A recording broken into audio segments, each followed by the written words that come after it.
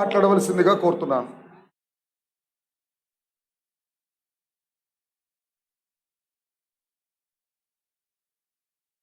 సనాతన ధర్మ పరిరక్షణ కోసం, పునర్వైభవ పునరుద్ధరణ కోసం, ఆలయాల ఆత్మగౌరవాన్ని నిలపడం కోసం ఆత్మవిశ్వాసంతో దీక్షా కంకణబద్ధులై సంఘటితమై ఒక సైన్యంగా తరలివచ్చిన లక్షలాది హిందూ జన బంధు సందోహానికి 100 కోట్ల వందనాలు అర్పిస్తున్నాను.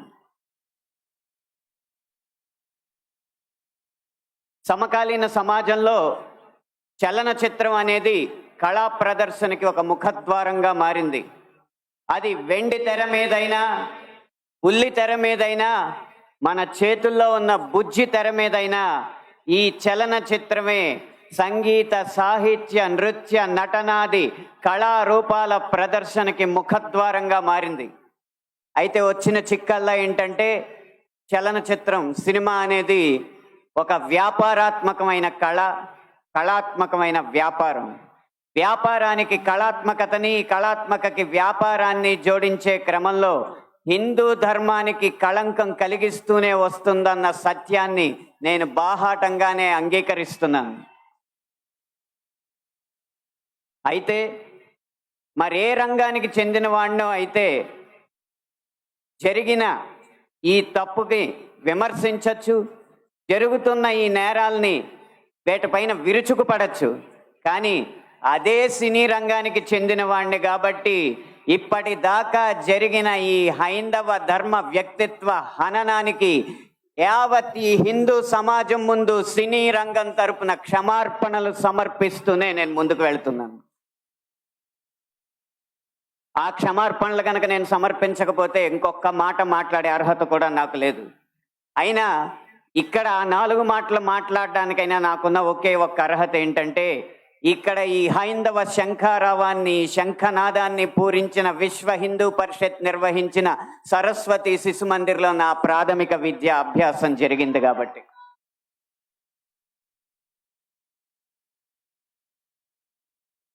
సినిమాల్లో హైందవ ధర్మం మీద దాడి ఎలా జరుగుతుంది, హైందవ ధర్మ హననం ఎలా జరుగుతుంది అనేది ఒక 3 కోణాల్లో 3-4 ఉదాహరణలో క్లుప్తంగా విభజించి వివరించే ప్రయత్నం చేస్తాను. ఇక్కడ దాడి 3 కోణాల్లో జరుగుతుంది. అందులో ఒకటి కావ్యేతిహాస పురాణాలని వక్రీకరించడం, 2 తెర మీద కనిపించే పాత్రల్లో వినిపించే పాటల్లో హైందవ ధర్మాన్ని దుర్వినియోగం చేయడం, 3 తెర వెనక మా ముందు అన్యమతస్థుల ప్రవర్తన. ఈ 3 అంశాల్లో మొదటిది కావ్య పురాణేతిహాసాల వక్రీకరణ. వాల్మీకి రామాయణం, వ్యాస భారతం భారత సాహితీ వాన్మయ శరీరానికి 2 కళ్ళ లాంటివి. కానీ అదే వ్యాస భారతాన్ని, అదే వాల్మీకి రామాయణాన్ని వినోదం కోసం వక్రీకరించిన సందర్భాలు కోకొల్లలు. గత కొన్ని సంవత్సరాల ముందు వచ్చిన చిత్రాల నుంచి నిన్న మొన్న విడుదలైన కల్కి చిత్రం వరకు కూడా కర్ణుడికి పాత్రకి అనవసరంగా ఆపాదించిన గొప్పతనాన్ని చూసి ఒక సినిమా రంగానికి చెందిన వ్యక్తిగా నేను సిగ్గుపడుతున్నాను, నిర్మోహమాటంగా చెప్తున్నాను. అది కూడా ఈ కృష్ణా జిల్లా గడ్డ మీదే నిలబడి చెప్తున్నాను. అప్పటి చిత్ర దర్శకులు, ఇప్పటి చిత్ర నిర్మాతలు ఇదే జిల్లా వారికి చెందిన వారైనా సరే పొరపాటు అని మనం చెప్పకపోతే ఈ హైందవ ధర్మంలో పుట్టినట్టు కాదు, ఈ హైందవ ధర్మాన్ని ఆచరించినట్టు కాదు, హిందువుగా ప్రకటించుకోవడం వ్యర్థం అని చెప్పి ఘంటాపథంగా తెలియజేస్తున్నాను. ఇప్పుడే ఈ సభలో, ఈ గొప్ప సభలో సత్యవాణి గారిని అభినవ ద్రౌపదిగా వక్తలు అభివర్ణించారు. ఆవిడే ఒప్పుకుంటారా? నిండు సభలో ద్రౌపదిని వలువలు వలచండి అని సలహా ఇచ్చిన కర్ణుణ్ణి సూర్యుడు అంటే సత్యవాణి గారు లాంటి మహిళా మండలి ఒప్పుకుంటారా? గంధర్వుల్ని చూసి, గంధర్వ సైన్యాన్ని చూసి ప్రాణమిత్రుణ్ణి కూడా వదిలేసి ప్రాణభయంతో పరుగులెత్తిన కర్ణుణ్ణి ధీరుడు, సూర్యుడు, వీరుడు అంటే ఈ హైందవ సమాజం ఒప్పుకుంటుందా? ఇలా ఎన్ని విధాలు చూసినా దానంగా వచ్చిన రాజ్యంలో తనకొచ్చిన కొద్దిపాటి సంపదని ఏదో దానాలు చేసినంత మాత్రాన ధర్మరాజు అంత గొప్ప దాత అని చెప్పి కర్ణుడిని అంటే మన సమాజం ఒప్పుకుంటుందా? నిన్న మొన్న వచ్చిన కల్కి సినిమాలో అగ్నిదేవుడు ఇచ్చిన ధనస్సును పట్టిన అర్జునుడి కంటే సూర్యుడు ఇచ్చిన ధనస్సు పట్టిన కర్ణుడు వీరుడు అని చెప్తుంటే యుద్ధంలో నెరిగేది ధనుస్సా ధర్మమా అని ప్రశ్నించకుండా మనం ఊరుకుంటామా? ఒక్క భారతంలోనే కాదు, వాల్మీకి రామాయణంలో రాయి ఆడదైనట్టు, రాళ్లను తేల్చి వారధైనట్టు, రాముడు లవకుశుల మధ్య యుద్ధం జరిగినట్టు, ఇలా చిత్రీకరణకు అందంగా ఉండడానికి ఎన్నో అభూత కల్పనలు, ఎన్నో వక్రీకరణలు జరుగుతుంటే ఇంకా మనం ఇలా ఊరుకుంటూ ఉంటే ఎన్ని సినిమాలు ఎలా వస్తాయి? ఒక్క వక్రీకరణే కాదు, చిత్రీకరణలో, గీతాలాపనలో ఎన్ని రకాల హననాలు జరిగినాయో మనం గమనిస్తూ ఉండాలి.